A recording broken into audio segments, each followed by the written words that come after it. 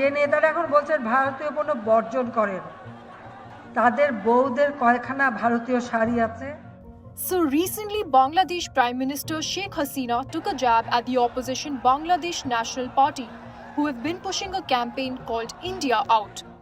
India Out campaign is essentially a movement on social media urging people to boycott Indian products with hashtags like hashtag India Out and hashtag Boycott India. But why this sudden uproar? And why exactly is the Bangladeshi Prime Minister choosing India over and above everything?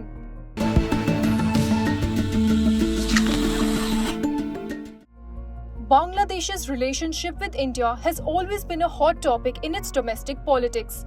From the days of Maulana Abdul Hamid Khan Bhashani to the present opposition alliance led by BNP, there's been a history of anti-India sentiment.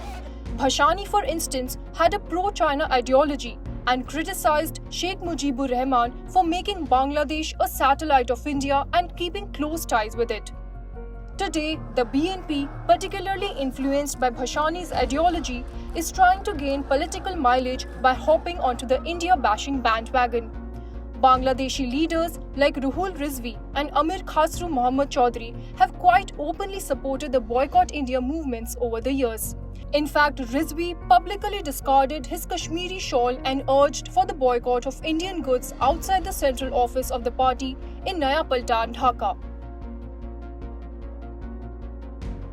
Conversely, Prime Minister Sheikh Hasina has demonstrated a commendable track record in steering the country's economic growth over the past decade.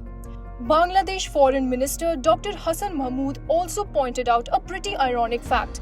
While BNP preaches India out, they are munching on Indian onions, beef, and wearing those same Indian sarees they're supposed to be boycotting. But the question looms. With the opposition leaders ramping up what is called the India Out campaign, can Bangladesh afford to cut ties with India? Let's crunch some numbers here.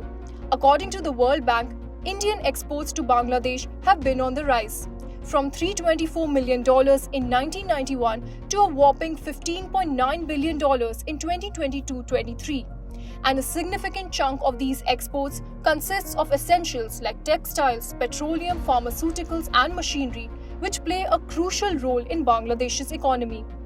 Bangladesh's garment manufacturing sector, a key driver of its economic growth, relies heavily on raw materials and intermediate goods from India. And not to forget, India is Bangladesh's largest export destination in Asia, and both the countries are each other's biggest trading partners, exchanging all sorts of goods. The ramping up of the India Out movement poses a threat to all these endeavors, including the ongoing talks concerning the Comprehensive Economic Partnership Agreement between India and Bangladesh.